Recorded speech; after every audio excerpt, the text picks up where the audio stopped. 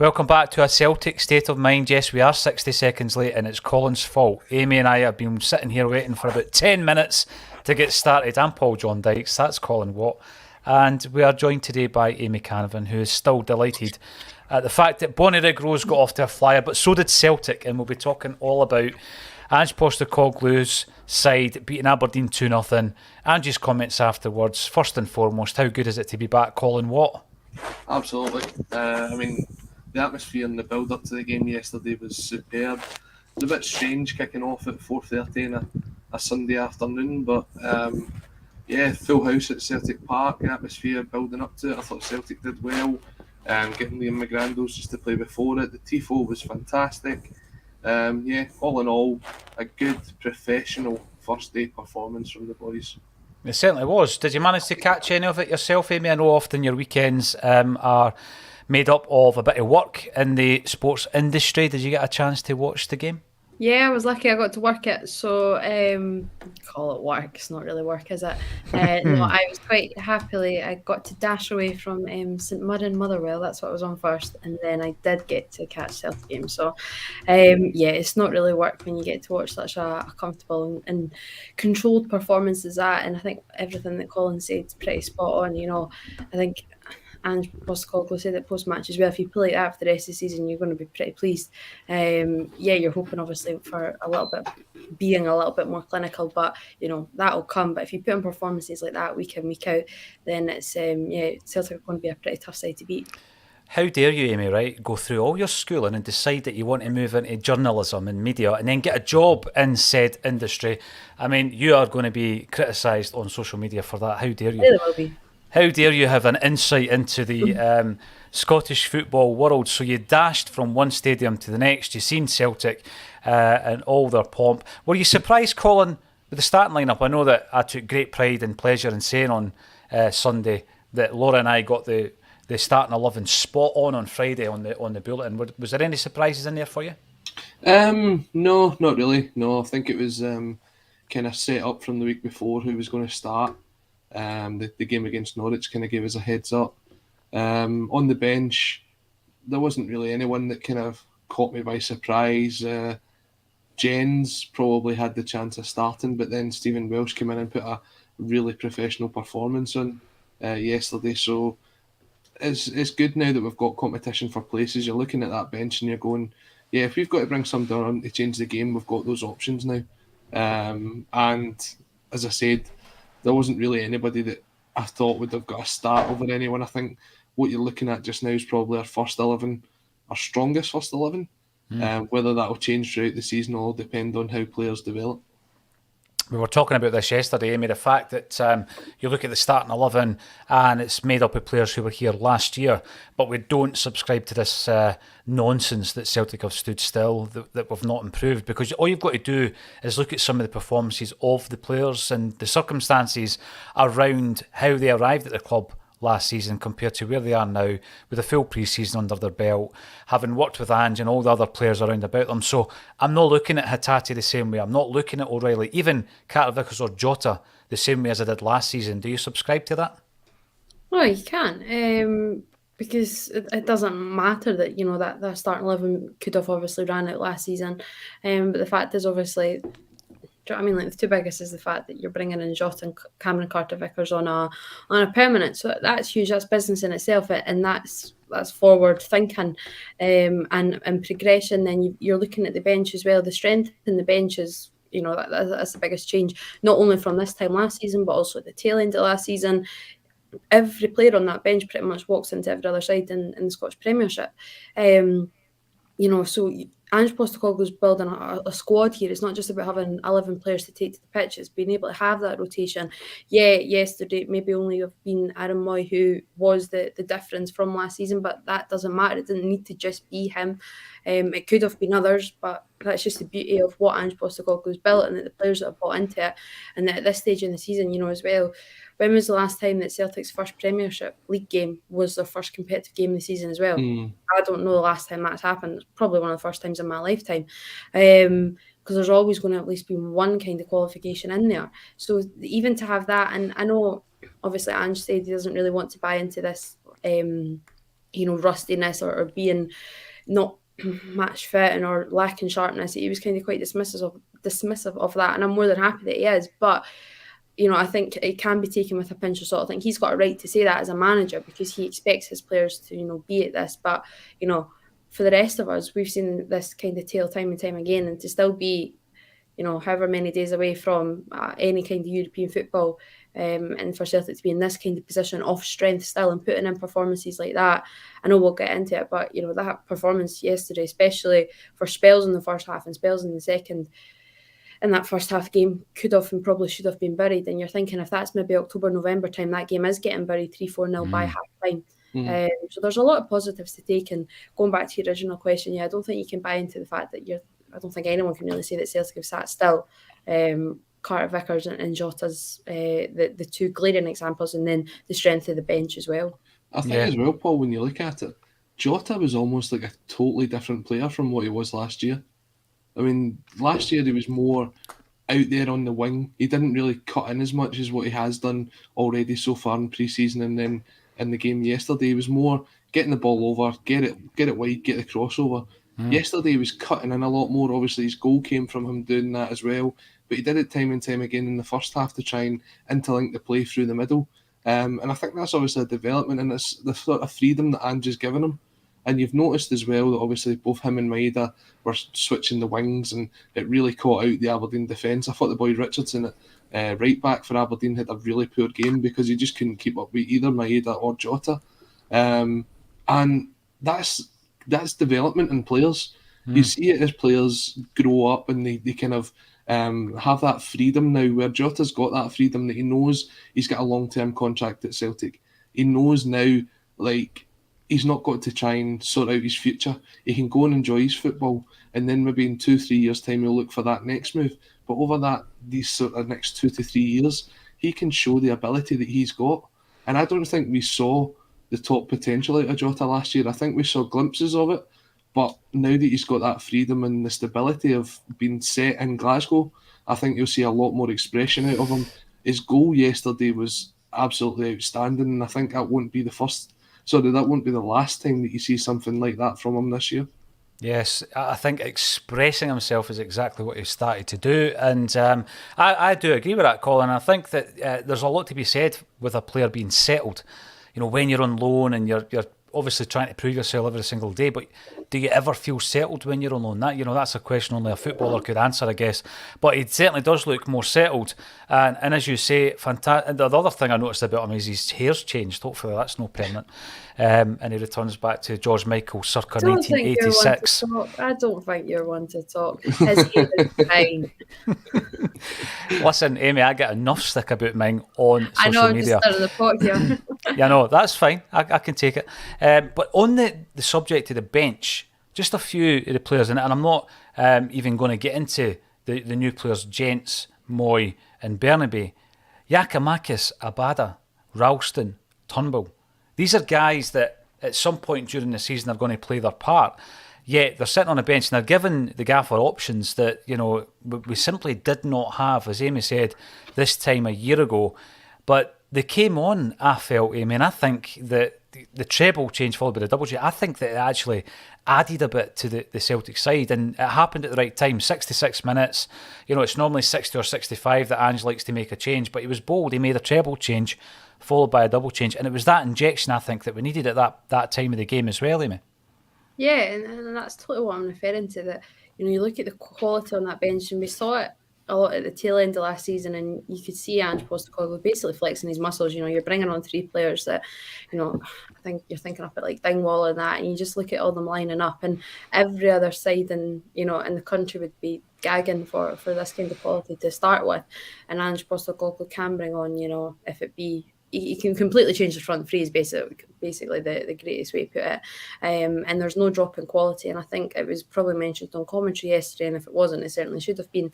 But it is. It's just there's never a dip in quality. And it's what we've kind of said, always at Celtic. And I always think, like Kevin Tate always says it well, that, you should have 2 quality players in each position. I don't think we're there yet completely throughout the squad, but when you look at that front three, I think we certainly are. Bits in the midfield we are as well, but if we're not, it's probably just because the ones that are there are so good, and it's not that the replacements aren't so good, but maybe just so good. So to be able to have that, and basically flex muscles, it's kind of showing off a bit. I enjoy it. You can revel in it, but you can understand, you can understand others looking at it. And I think you just got to laugh if you're other teams at times and just think, wow, this is just a really, really top quality squad, not just a top quality side, but a top quality squad that, I don't think, obviously I can't speak for an opposition team, but I think if you're just kind of huffing and puffing either way if it's Kyogo who starts, because if Kyogo starts, Giakoumakis is going to come on at some point. If Jota's out, then maybe Abada will be playing, or Maeda, and there's just that rotation there as well. So your head's always in a spin, and at a team like Celtic, that's how the opposition should be feeling when you're coming in to face them. So to have that strength and depth, I think any Celtic fan, you do have a little giggle, and I think you can see the players that are coming on, because you just think, wow, the quality running throughout, like I say, especially the front three, is exceptional right now. It definitely is. Keen to get your comments up on the screen. Paddy Lavery, you're back. Afternoon all, and an afternoon to you. Hopefully you're enjoying the sunshine with a few sherbets, or is it too early for that? I'm not so sure. Paul McLean, got to say, wouldn't call that performance off to a flyer. Hayes converts and Celtic would have struggled. Midfield still the major issue. Well, there you go. There's another opinion on the match. I did say we were off to a flyer. I think that over the piece, and we'll get to Ange's post-match, by the way, because I think he probably agreed with Paul a wee bit. Over the piece, I think it was fairly comfortable. But we did home in on that Johnny Hayes chance yesterday, Colin, because Laura gave us a kiss of death in the pre-match by saying that Johnny Hayes, when she sees his name on a team sheet, it doesn't fill her with any fear whatsoever. And she was almost made to eat her words. Do you think there are still frailties there, or, teams are going to create chances, aren't they? Teams are going to create chances, and who knows what would have happened. But I think over the piece, over the 90 minutes, Celtic won fairly comfortably, didn't they? Yeah, I think that what it comes down to is, when you look at it, Celtic were wasteful with a lot of what they created yesterday. The amount of times that ball went across the box and it was behind the striker, or the midfielder wasn't far enough forward to connect onto it. The two claims for penalties that we could have had in the first and second half. What about the first half? Sorry to interrupt. It was barely mentioned. The one in the first half was barely mentioned. That's the one on Jota, right? Yep, that's the one on Jota, yeah. Didn't even see a replay for that, Colin. Are you surprised? Because it was one of those ones where I'm looking at it in real time thinking penalty, and I wanted to re-watch it. And then obviously the second one, you're all right to do a diving header into the boy's feet to try and win the ball. That was a tatties. So I don't think that was spoken about enough. And obviously Roos saved at least 3 decent efforts as well. Yeah, and I think when you look at it, the amount of times you got the ball wide and we just couldn't find that player in the middle, you're thinking maybe Giakoumakis was the guy that we needed in the first half with the amount of balls that was coming across, and Kyogo was the guy to come off the bench and really stretch them in the second half, because I thought that the new captain that they've got, the centre-half, I didn't think he was up to much. Yeah, I didn't think he was up to much. I totally agree with you, Colin, and I'll not jump in, but I think that is exactly what you go with as well, especially when you know that obviously Aberdeen have played with Liam Scales so much at centre-half. Obviously he can't play against Celtic, so you know it's going to be Ross McCrory who's jumping back from midfield into the defence as well. And Anthony Stewart, he did not look comfortable at all. No, the amount of times they kind of let the ball bounce over his head, or he was caught out of position. And you even saw it when Giakoumakis came on, he was kind of getting the better of him right away. So maybe when we look ahead to the Ross County game, it would be better to maybe start someone like GG up front and then look at bringing someone like Kyogo off the bench. But as Amy says, that comes down to the fact that you've got such a squad that you can do that now. I mean, if you look back to 12 months ago, obviously 12 months ago yesterday was the 2-1 defeat at Tynecastle. Now you're kind of looking ahead and you're saying, well, yeah, okay, if Johnny Hayes had scored, would Celtic have maybe stepped up another gear, which they definitely could have yesterday. I don't think they got out of first or second gear yesterday at all. There was still potential for that performance to improve. Yeah. If they'd went a goal behind, would it have lifted them? Would the crowd have got back behind them? Would they have kind of started to take some of these chances? I mean, there was nonchalant bits of play where you're thinking, stop trying to pass the ball into the back of the net and just actually take a shot. Jota tried to chip the goalkeeper from 25, 30 yards out, where he could have definitely played one of the other players in. And I understand Ange's frustration behind that, because it could have been a lot closer than what it needed to be yesterday. That showed how dominant a performance it is. 2-0 was very kind to Aberdeen yesterday. And speaking to a couple of Aberdeen fans that we know through the channel that are on the State of Scottish Football, the Red Tinted Glasses boys, even they said that as well. They says that they were lucky to come away with only getting beat 2-0. They were nowhere near it, you're right, and that is from the Aberdeen side of things through Red Tinted Glasses. Michael Ross, need a right good domineering defensive midfielder. Well, we'll be talking about what else might be coming in and what might be leaving Celtic Park before the transfer window is up. Susan Findlay, welcome to the show. Happy with the win, but we need to be more clinical. I think we all agree with that, and hopefully that will come into play, as Colin was saying earlier, after a few games. Now, Frank, are you sure he'd get a game? Would he get a game? Not too sure. I'm not quite sure where he would fit in, to be honest with you, Frank, if we were to bring him in. Plenty to discuss. I'm running a poll on the YouTube channel, but I don't know if anybody's maybe picked... to be fair, I should have said the Celtic third kit, the one that's been announced today, and the images and the film footage is out today, and I've asked, is it cracking or is it bogging? Now, that isn't a word I would normally use, but remember the old Celtic video when they're outside asking Celtic fans about the away kit, which was a zigzag effort, and it finished off with some wee guy saying, I think it's bogging. And we've been trying to find him for a while. I'm not quite sure if he tunes into Acsom or not. He's probably about the same age as me now. But what I am talking about is actually the new kit. So let's bring it up. Colin. Using the wonderment of technology, we'll bring up the new kit and we'll have a wee look at it to see how good, bad or indifferent it looks. So here we go. We'll get it up on the big screen now. It's all about opinions, I guess. But I'm going to ask, first of all, Amy, what's your opinion on the new Celtic third kit? Howler. I hate it. I'm not a fan at all. I don't mind a little bit of detail on the edge of the sleeve, but other than that, it's just so washed out. I don't really particularly like the grey. I don't like the lemony more than even like green. I'm not a fan of it. And yeah, I just think it really looks washed out. Been really disappointed because I really like the away strip. Still not totally taken by the home strip as well. Sorry, with the silver, the Adidas stripes, but no, this is a no-go for me. I really am not a fan. What is the detail on the sleeve? Can Colin maybe? It's the top of the stadium. Is it actually the rigs at the top of the stadium? Is that what it is? Yeah. All right. Okay, I'm not sure I'd use that as a feature, but Amy gives it a big thumbs down. Colin, what's your thoughts? I don't know. Do we know what the shorts are? Are the shorts black with that yellow stripe? I think they're grey as well. Oh, are they? I've not seen the shorts. I'll double check that. Because they'll be available on the shop as well. I've only seen this film footage, which obviously is on the official Celtic Twitter, as well as the images that they released earlier this morning. Do you know what? I think it's one of them tops, Paul, that it would maybe look better if you see it in person. I'm not 100% sold on it. You're remaining really optimistic here. Yeah. And I don't know how you can even make this an optimistic scenario. What I do like is the fact that it comes sponsorless. Right. Which is unheard of for the... Then that's just going to look even more like a training top then. That would look like a pre-game top if it doesn't, like, see, without the sponsor. And I'm all for sponsorless. But, I'm just not a fan. Amy is not a fan. Colin, thumbs up or thumbs down on this third kit? I'm in the middle. I want to see it in person first. I'm not 100% against it. I'm not 100% for it. And would I buy it? No, I wouldn't rush out to buy it. But we asked for them to do something different, and I guess this is what they've come up with.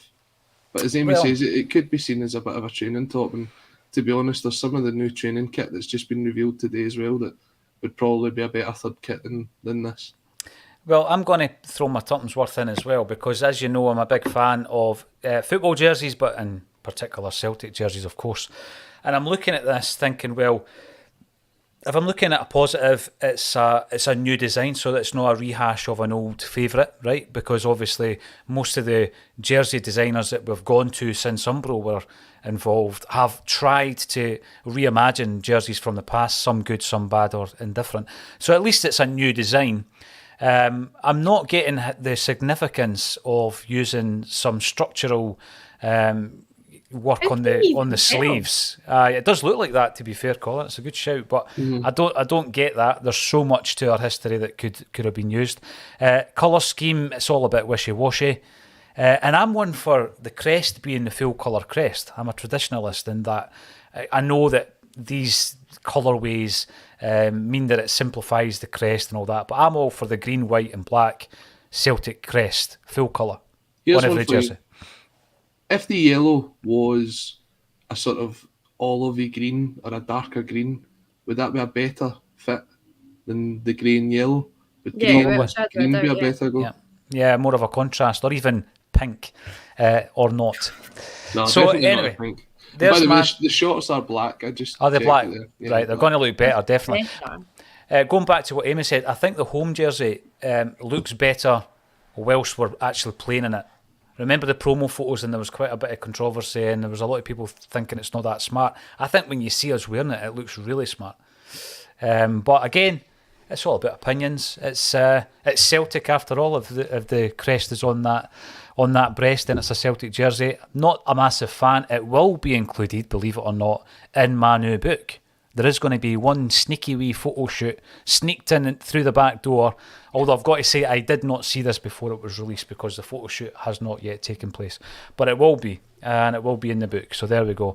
We talk about everything on a Celtic State of Mind, from tactics to whether or not the third jersey is bogging. And at the moment, on the YouTube, 23% reckon it is, but I'm pretty sure they're talking. 23% reckon that it's not a nice shirt.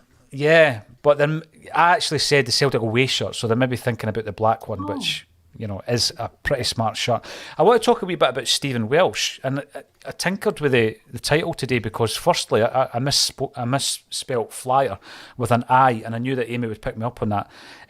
So I changed that, and then I was going to ask, is Stephen Welsh going to be the Tony Ralston of this campaign? And what I mean by that is he going to emerge almost from the shadows.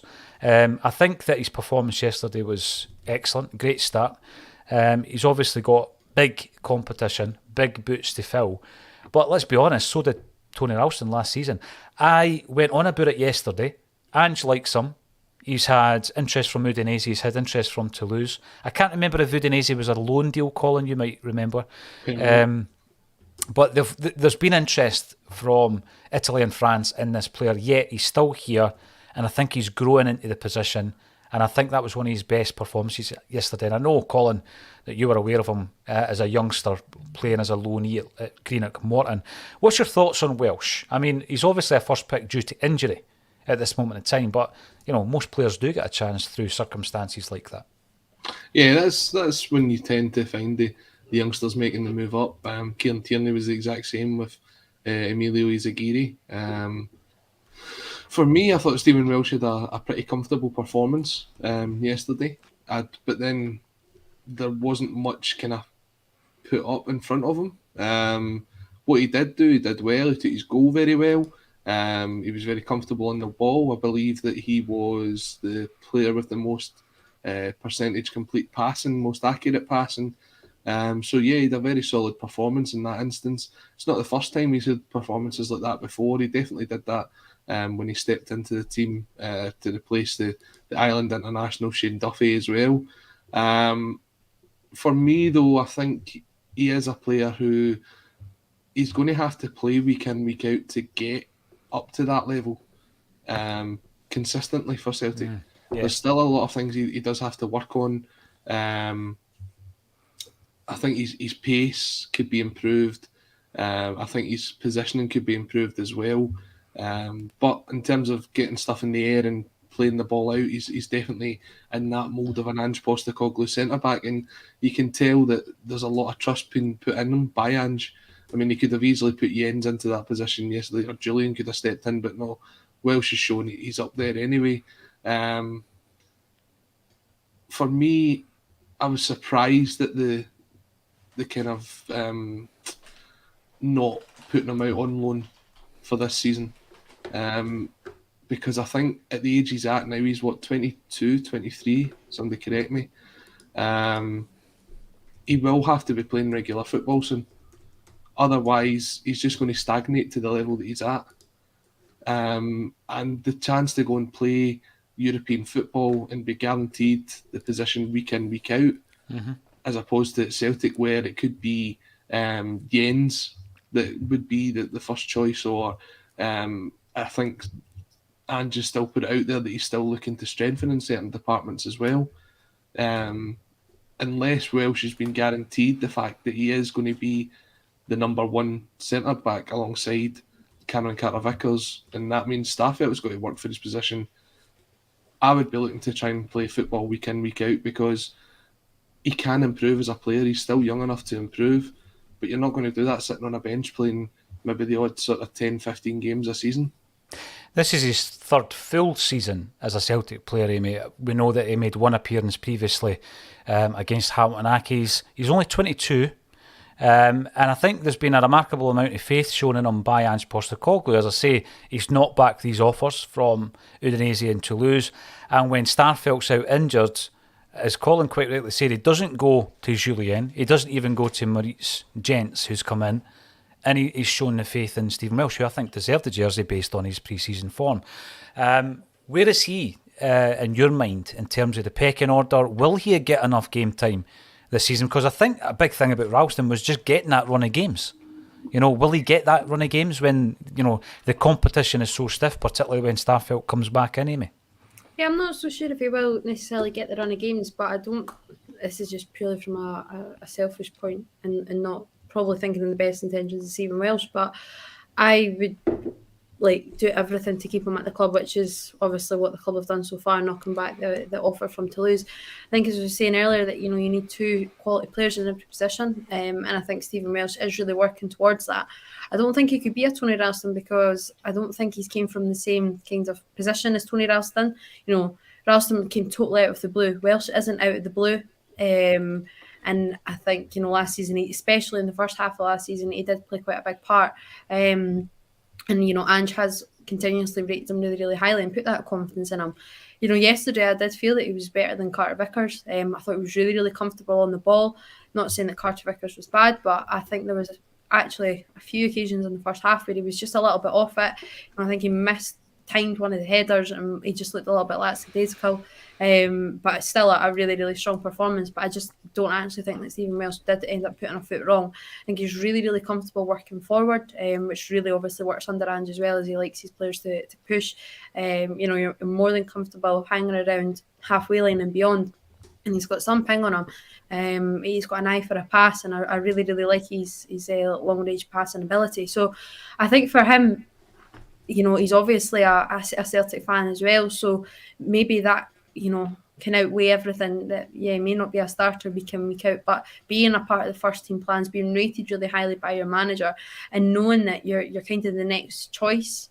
It's a sin that you can maybe, under Ange, he only plays two centre halves at a time and doesn't go for that three at the back. But as I say, I think if you lose Stephen Welsh, and even if he goes out on loan or if he's moved away permanently, then you're still going to have to be bringing in a better player. And I don't know if there are, there obviously are going to be better players out there than Stephen Welsh, better defenders, but it's a very tough market to try and find anyone in, which is why it was so important to really have Carter-Vickers sign, because even the top teams, that's a position that they're struggling. It's hard to find that rough and tough centre half who can also play with the ball at his feet. And I think there's definitely, as Colin says, there's attributes that Welsh can improve on in his game, but I think his heading ability, you saw that yesterday. In fairness, it was not the hardest header to score, purely because Aberdeen were so poorly defensively. But, he still had to be there in the right time. And I do actually think his goal scoring record, considering the games that he's played, is actually pretty decent. And he is a bit of a threat. And then you look that, he is comfortable coming forward with the ball at his feet. So, if he just maybe toughened up a little bit defensively, but, if you're playing alongside Cameron Carter-Vickers, that's going to come as well, and you even just training. So I think the ball is very much actually in Stephen Welsh's court right now, because obviously there is interest from elsewhere, but the club have made it very, very clear that they want him part of part of Ange Postecoglou's first team plans. And 22-year-old, and as a Celtic fan, that's a pretty decent position to be in, I would say. It is. And another thing, going back to a point that Colin made there in relation to where he is in the pecking order, Colin reckons to get that kind of game time, he should go out on loan. He's the second choice at this moment in time. And I've mentioned this before. Chris Jullien has affected a number of Celtic transfer windows, and his fitness has affected. So there's no way, I would guess, there's no way that someone like Welsh is going to be loaned out at this moment in time because we're going to try and get rid of Chris Jullien. So everything's up in the air until we know what's happening with Chris Jullien. Therefore, we can't let any of the other defenders leave. I also think that Cameron Carter-Vickers, the loan deal last day, the transfer window last season, because it was a loan, was because we didn't know where we were with Chris Jullien. So he's actually affecting now the decisions that are being made. Are we only bringing in a centre-half on loan at this moment in time because we don't know what's happening with Chris Jullien? If Jullien eventually does leave, are we happy to run with the 4 centre-halves and Welsh, Gents, Cameron Carter-Vickers and Carl Starfelt? I would probably suggest that we will, because it's going to leave you with not enough time to bring in a quality centre-half if Jullien does indeed leave. So I think the quicker that one is sorted out, the better. Colin, what Ange Postecoglou's comments after the game, what did you make of them? That's what's dominating the strapline today. Ange is still striving to improve. He actually picked out Jota in the first half, not really doing what we need him to do. He obviously responds with a quite phenomenal goal. But I do think, I do agree with Ange, the last 10 minutes of that first half, we allowed Aberdeen to come more into it. We were less clinical than we need to be. Do you agree with Ange's comments after the game? Yeah, I don't see why not. I mean, he's obviously looking to, as he said at the end of last season, come back bigger, better and stronger. And it did look as if we'd started the game very well. This is an Aberdeen team that were full of confidence. They'd won 4 out of 4 in the Premier Sports Cup, hadn't conceded a goal yet this season. They were coming into this game flying high, and they fancied their chances to try and get something at Celtic Park. We obviously kind of got in there early, got the goal, and then just sort of settled back into the game. I think what Ange is looking for is that sort of, it's like the clinical edge that we need to bring to this team. I mean, how many times have you seen games before where it's went 2-3-0 and then the game sort of died off, you've made the subs, it kills the game? I don't think Ange wants that at all. I think if Ange Postecoglou could win every game 20-0, he would do it. And that's him showing respect to the other team as well, because he's not stopping. He's continuing to play at this high level. The intensity doesn't drop. I think at times towards the last 10 minutes of that second half, I thought the high press disappeared. We didn't push them far enough back. When we did, we were turning the ball over. We must have had the most possession in their half in the first half. They couldn't get out for the first 30-35 minutes. And it wasn't until Hayes put the one past the post where they actually opened up. We need to kind of continue to do that, to pen them in and to take the chances. There was too many times where the ball kind of get put across the box and there was nobody there, or the ball was overhit. And I'm sure that they're working on this in training, and that's not the case in training. But when it comes up to the game, you've got to step up and bring that level of intensity there as well. And if we'd have went in at half-time 4 or 5-0 up, nobody could have said anything for the amount of attempts and the amount of times that we drove at that Aberdeen defence.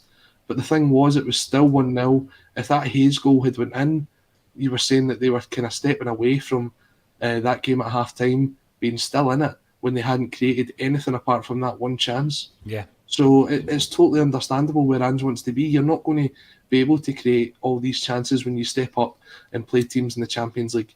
You're not going to get the opportunities that we had today. But if you learn to take them against teams like Aberdeen and play like that in Scotland, when you make that step up and you continue to be as clinical as that, you take the chances that are given in front of you. Now, Amy, I'm going to throw this one at yourself, not literally, obviously, but how refreshing is it that we've gone from a manager who, in the post-match, left you even more baffled than you were watching the 90 minutes before you, where he didn't really have much answers. He didn't really know how to break down sides, and he admitted that a lot of the time in his post-match. Then you've got Ange, who you get the 3 points in the bag, you win 2-0 comfortably, and he wants more. That mantra of "we never stop," yeah, it looks good on a t-shirt and all that kind of stuff, but it is actually a mantra that is seeping into the team. You look at Callum McGregor, 2 minutes into injury time yesterday, 2 minutes into injury time, and he's still screaming at his teammates because it's not good enough, even though the game's won and it's in the bag. How refreshing is it to have someone at the helm who simply will not let the standards drop? Because we were very critical of the standards previously, weren't we? Yeah, his standards are impeccably high, and as they should be, and I think as we've really kind of come accustomed to, in all honesty. For it to be maintained throughout the 90 minutes, I think, that's probably something that's not been in place for a wee while now. I think quite often things would drop off in 70, 65 even minutes on the clock. So to have that, and to have that, run throughout the team as well, it really is, the substitutions that come on around the hour mark, hour to 70 minutes, they're not, they're not just filling the gaps or anything like that. They really are to come on and to maintain that intensity. And you can really see that, and that's obviously the message that's getting portrayed across as well. And then, as you say, post-match, it's a totally different ballgame. You have someone who's not really getting too high when things are high and not getting too low when things are low. And I think just remaining very, very grounded. Ange Postecoglou could easily came in and said yesterday to the press that was, a sensational performance, because it was a very, very comfortable performance, but he did not get too carried away, and he was critical that there wasn't that clinical side in Celtic. So I think that he just, basically doesn't get too high when things are going well and doesn't get too low when things maybe aren't going to plan. I think he just came to really get used to his very reasoned and very rational kind of approach to things. And in all honesty, I actually think Jim Goodwin was as well yesterday. I think he was his post-match was rather spot on, that his side just simply weren't good enough yesterday. He's going to you're just really facing a top quality side right now. So I think that respect is there when perhaps it hasn't been before. I just think also it was quite funny. Someone said that if Jimmy Goodwin gets sent to the stand, he can just go and sit on his season ticket seat, which probably isn't a million miles away from the truth. We're going to digress a wee bit from the football, because there has been some shuffling going on in the boardroom at Celtic, and the chairman, Ian Bankier, is set to step down, which has obviously opened the floodgates to the rumours that Peter Lawwell is returning. Did he ever leave, Colin? And I think that, you could go through as far back as when Amy Canavan was shouting for Tony Ralston to play right back for Celtic and no one believed her. We were also saying that Peter Lawwell's coming back. He's going to come back as a chairman. Do you think that's going to happen, Colin? And if so, do you see any issue with that? Do you have any issues with it? I've seen a lot across the spectrum on social media for and against such an appointment. Where do you start with this? It was kind of obvious, wasn't it? We sort of saw this one coming. But I mean, I can't believe Mark Lawwell's got his dad a job again. That's ridiculous, eh? I'm joking before anybody jumps in on me there. I believe he starts his new position today, so all the best to Mark and what's left of the transfer window if we're going to be doing any more recruiting. Look, Ian Bankier, I think he was always going to be stepping down soon. I don't think he had the best relationship with the Celtic fan base. I think some of his ethos didn't match that of the Celtic fan base. Peter Lawwell is someone who is very highly thought of by the superiors at Celtic Park. What does surprise me if he does come back is, where was the whole resignation thing? The fact that he kind of stepped down. Could he not have hung around to train up Michael Nicholson, who I believe actually has done a good job so far? And knowing that position was coming up soon, because I think everybody saw that one coming as well. Look, I think he's the obvious candidate for a lot of people. that's not necessarily to say that will be the candidate, that will be the person that steps in. We saw what happened when the head of security job came about. If the fan pressure is there, then Celtic eventually did listen. But it'll be interesting to see. I think Peter Lawwell's someone who splits the fan base. I think you'll find people who still think he's been a great thing for Celtic Football Club. You'll find people that don't think he's got the right to step back into the club at all. And if it's a divisive character like that, it's maybe not someone we need right now. But it looks as if Celtic are going with the old tried and trusted. He's a well-known player. He's a well-known hand. He knows the city, sort of thing, as the Celtic board seem to use time and time again. Well, Amy, someone maybe watching Acsom and going through our comments on Peter Lawwell might think, well, what, are you a bit confused? What is it you want from a Celtic chairman? Because we criticised Ian Bankier for being something of a kind of empty blazer, I think would be the best way to describe him.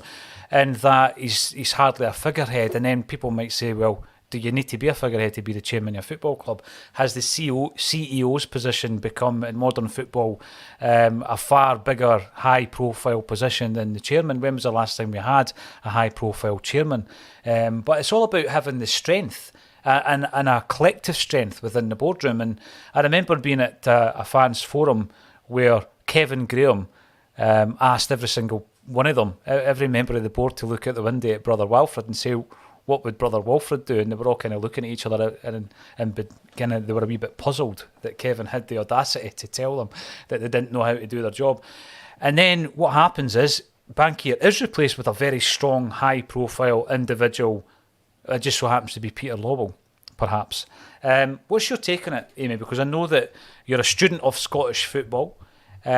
Peter Lawwell has been accused in the past of running Scottish football from more than one person. And I think that it ended badly, didn't it? So you've got that kind of recency, like memory syndrome, whereby you're remembering how it all ended, that horrible season. Let's not bring it back up again. Dubai, John Joe Kenny, all that stuff happened, right? And we didn't win a trophy. And that's what a lot of people is remembering. But there was a huge amount of success. So where are you on Peter Lawwell coming back as a chairman? Yeah, everything that you kind of outlined is spot on. It's a funny situation because if you're totally like looking from the outside in, you're going, well, what else do you want? You know, you're kind of asked, like, your Celtic fans are just kind of, you know, wanting their cake and eating it a bit. But I think for me, I don't know, frustration, I don't know if that's maybe too strong a word, but I think it's it, you know, that maybe the Celtic tried to fool us that Peter Lawwell even left in the first place. And now that, you know, it just so happens that this role is you know, becoming available quite so soon, and he's so seamlessly going to kind of just move into it. So I think that's kind of where I stand, you know, just be honest that, you know, he's never really left. We've all seen the photos. I don't know how they ever thought that, you know, we wouldn't see him still in his suit in the changing room and in the boardroom and all these places that he's been spotted. So, you know, Peter Lawwell's pretty much been at the club my entire life, so I'm very, very used to him. And I've not got a problem really probably with him being it, because you know, if he did kind of have to drum up who it would be, you know, he does probably tick most of the boxes, as you're saying about figurehead and this. But I think for me it is just, you know, just don't try and pull that wool over the eyes that this was never part of the plan. You know, this has been the big grand Lawwell plan or family plan, whatever it is. Don't try and, you know, make it out that it's, you know, a new direction for the club, but it's still the old boys' job. And I think, you know, that just runs through Scottish football in its entirety. You know, I think Lawwell still very much had these opinions within Scottish football, and yeah, it's always, I don't really know when it's going to change Scottish football and as a whole, really, that it's not going to be the old boys act, because it kind of runs through every single club, you know, pretty much, unless you're, you know, I've got a lot of respect for Alan Burrows at Motherwell. You know, as a fan coming through it and really trying to do a lot of good things. Leanne Dempster at Hibs, obviously now at Queen's Park, she's really trying to like change the scene and change the narrative. But I think when you've still got the two up the top, and or pretty much anyone else really in the Premiership still running the way that they run, and making sure that, you know, the old boys are safe in a job and that everything's cushy for them. I think until that changes, I think we'll just be going in pretty much a cycle in Scottish football, to be totally honest. I think when you look at it, one of the things that would be quite frustrating is the fact that this is supposed to be a fresh new start for Celtic. Yes. This is the period that we had, obviously the period of success. It's the chapter closed when we didn't win the 10 in a row. We brought in Ange Postecoglou. We changed the way that we play football. We totally refreshed the squad. We refreshed some of the structure behind the scenes.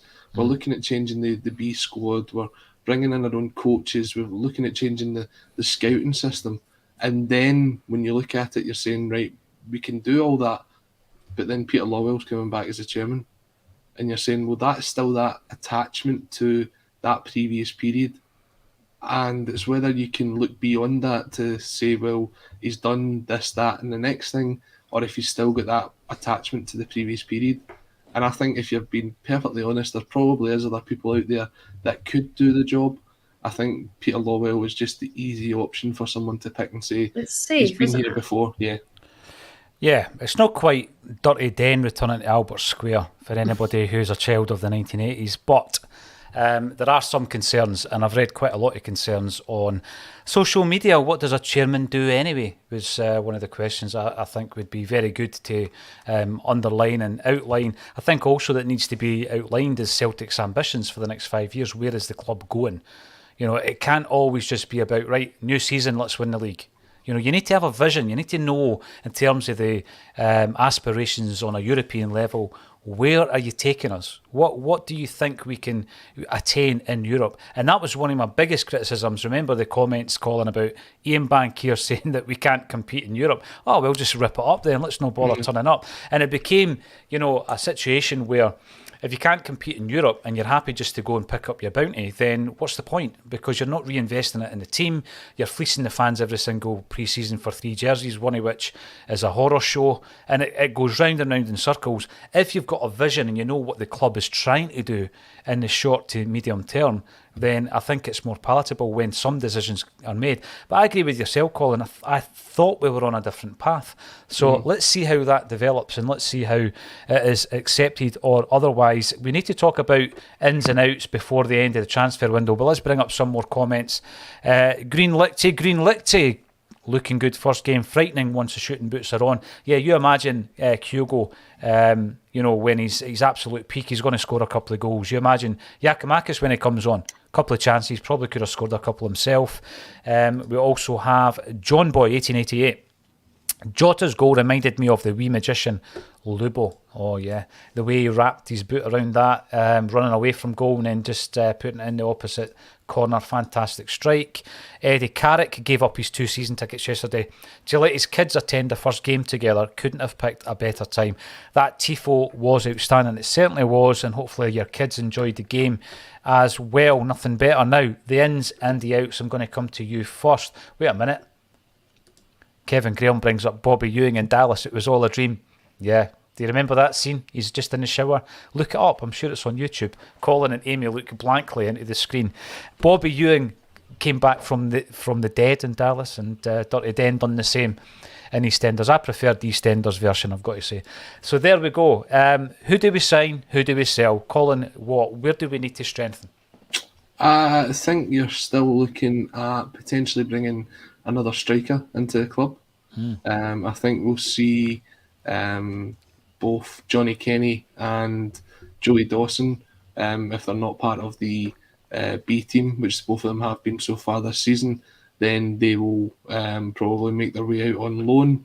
And if I'm being greedy and looking for some other position, I think potentially another winger. I think Mickey Johnson, it's been made pretty clear that Ange wants to get him out on loan. He's already sort of mentioned that as part of his development. I think when you've got Maeda on the left and Jota on the right, you can also bring in someone like Abada.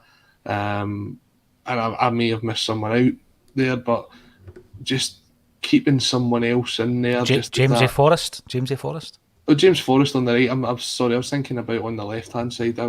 you don't want to really play James Forrest on the left. Jota was kind of ineffective on the left as well.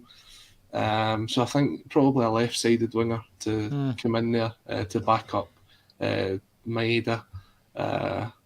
Just someone that can maybe be as creative as Jota on that side. And I think the two signings, if you are going to sign anybody now, it will be loans with option to buy. Yeah, it's interesting because we do have a lot of wingers, and they can. I mean, I know Jamie Forrest isn't that effective out there. I'd agree with that, Colin, but he can play there. I also agree with the fact that Jota seems to be more effective on the other side. Is that where you're looking, Amy? I mean, again, the argument could be made that Maeda and Abada can play through the middle if we have an injury crisis to Kyogo and Giakoumakis. Anywhere else we need to strengthen, do you think, Amy?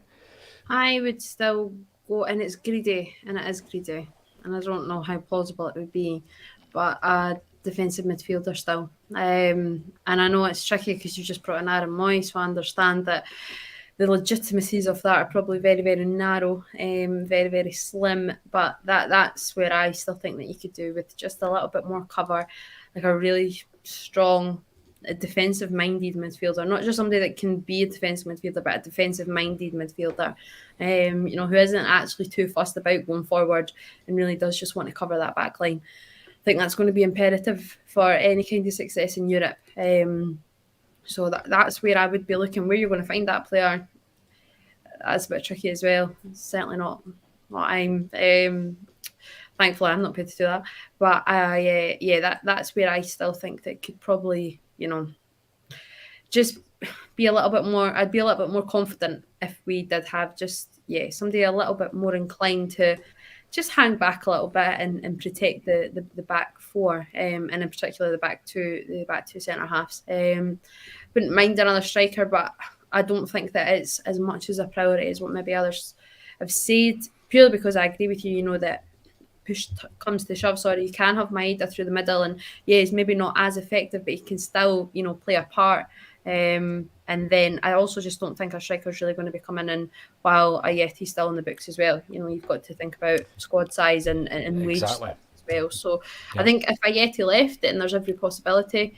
But the more and more we go on, I'm also not too sure, what does the future really hold for Albi and Ayeti. It's a good point, that, Colin, and I've already made the point about Julien holding up certain moves, or maybe we're going to play it safe, bringing in a loan, etc. For me, if I'm looking at players leaving the club, right, I'm going to be bold here because I would still agree with Amy 100% on Ajeti. It's not happened. He needs to move on for the best of all parties involved. Julien's the same for me. It's time for Julien to go. Mikey Johnston, I've said, let him go, but I'm still going to say let him go out on loan. I think he needs to go out on loan. He's got a couple of years left on his contract. He's still got time on his side. People will be maybe scathing with that viewpoint, saying that he's had so many last chances. I've been saying it for 2 seasons, but I would put him out on loan. And I think McCarthy, again, we need to move him on. I don't think we'll get a permanent deal for him, but I'm looking at that lineup at the weekend. He wasn't on the bench, was he? So he's further and further away from a first-team berth. I like the fact he's got experience, etc. I think that was vital last season, but I don't think it's as vital in the dressing room and on the training pitch this time round. Therefore, if there is an offer, and again, it'll probably be a loan deal, I would shift McCarthy out the door as well. They're the 4. There will be a few fringe players, Colin, I'm sure, who will go out on loan. I think Scott Robertson, he's still at the club, and a loan deal would be good for him. What's your thoughts? Who should be leaving the building? It's hard to disagree with who you just mentioned there. I wouldn't be surprised if one of the goalkeepers went out on loan as well, whether that be Scott Bain or even Toby Oluwayemi, just to get that experience. I think Scott Bain maybe hang around for the Champions League squad just to get the sort of homegrown players rule going. But yeah, as you say, players like Albi Ayeti, Chris Julian, James McCarthy, I think might stick around as well. Again, for that sort of homegrown squad option because he came through at Hamilton. You mentioned Scott Robertson there. I've been very surprised that we haven't seen Scott Robertson at all this pre-season. I don't even think he travelled over to Austria. Now, reading between the lines here, I think it's time that we actually move that boy on if he's not going to be part of the squad. And I don't think he's got time left for a loan deal. I think he's had his loan deals. I think he's only got 12 months left on his contract. If you're going to do anything, you may as well try and get a bit of cash for him instead of letting him go for free, because you have developed him over this time. Obviously, he made his breakthrough into that team that we saw play. Was it Cluj away when he made his European debut? And Karamoko Dembele played that day, and a certain Paul John Dykes was there, but he doesn't like to talk about that too much. Not much.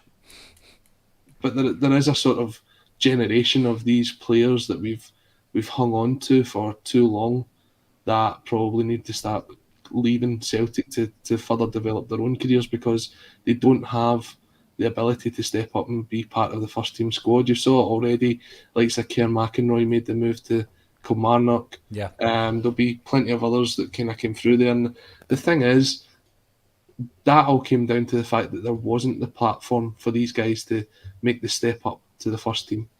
So if we're going to seriously invest in the youth team, and we've obviously got the B team in the Lowland League, I seen the reserve league that was put back together. That's a bit of a shambles as well.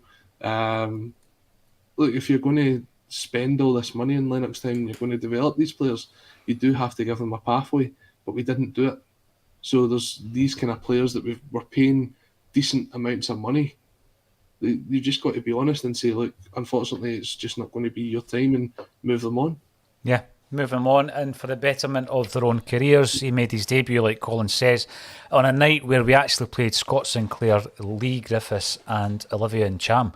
They all started for Celtic that night. Craig Gordon also started, and he was murder. I always remind people that it was time for him to leave Celtic. Probably not the best replacement with Barkas coming in, to be fair. Amy, the players that we mentioned, would you keep any of them? McCarthy, Johnston, Jullien, Ajeti? No. No. Johnston definitely away on loan, which I think obviously Ange has said that that's kind of where he's wanting him to go as well. I think right now there's a real opportunity for him to go to Hibs. McGeady's pulled up with an injury already, and I think he'd be a really decent fit there. But then the other prong, do I really want him working under Lee Johnson when I don't know how stable that kind of relationship's really going right now? I don't know. But I think he could do a job at like a club, kind of like Hibs. And as Colin rightly said, you're not asking him to go down in the lower leagues or anything like that, because there is potential there and there is a player. It's just about really trying to get that out, and it's not really coming out right now.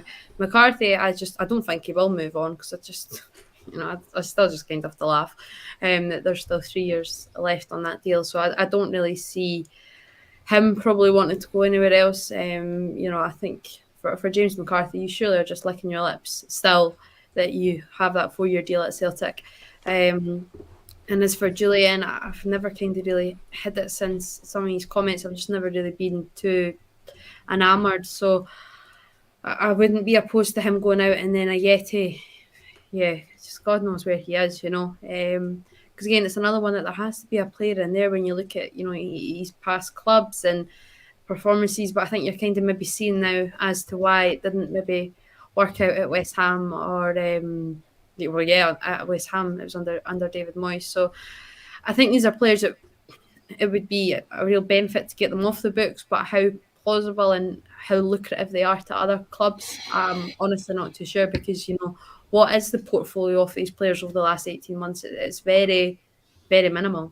Yeah, it definitely is. And I think we've already done a very good job in getting rid of Barkas, Soro and Bolingoli. So hopefully any other players surplus to requirements, if Ange believes they're not going to play a part, we can move them on as well, because there's nothing worse than players just clogging up the squad, really. Some great points coming through. Robert Highland, welcome back. Will Lawwell call the shots on transfers?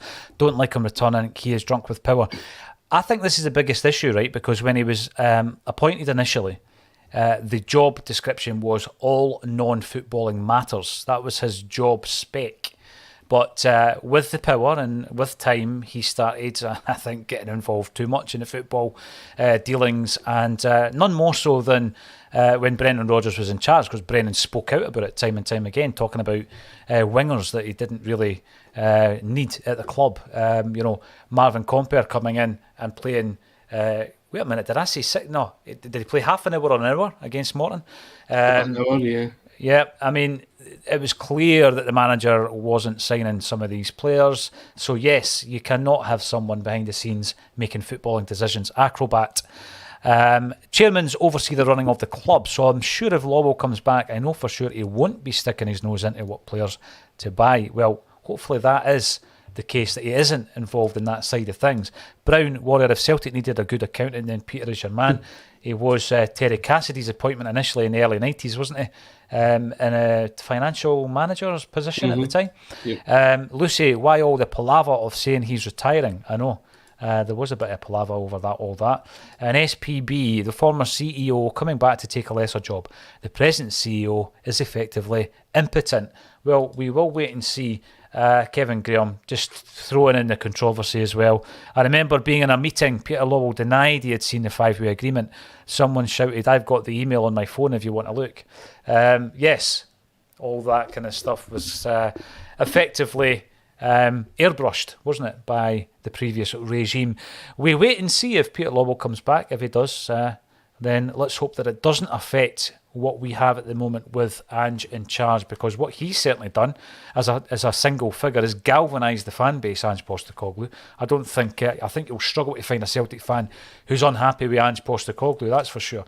That was a quick hour. It's always a pleasure. Thanks everybody for getting involved in the comments. Have a wee look at the links underneath the video, because we've got a few links down there if you want to support St Mary's, the birthplace of Celtic. The GoFundMe page is still live. You can throw a couple of quid in if you're able. We've also got the link to the Acsom shop, so you can go in there and buy some merch. And if you came and joined us at the launch last Saturday in Edinburgh, you will have seen some fantastic merchandise from this man right here, Aidan Cragen. And that is the Celtic away strip, actually, that was called Boggin by the wee guy outside Celtic Park back in 1991. But that T-shirt certainly is not Boggin. That's a Paul McStay T-shirt. The link to Aidan's page is underneath this video as well. And if you're looking for a T-shirt, we do have some in stock. So drop us a DM, we'll see if we've got your size and we'll sort it out for you as well. Thanks everybody for getting involved, and thank you to Colin Watt and to Amy Canavan for joining me on A Celtic State of Mind.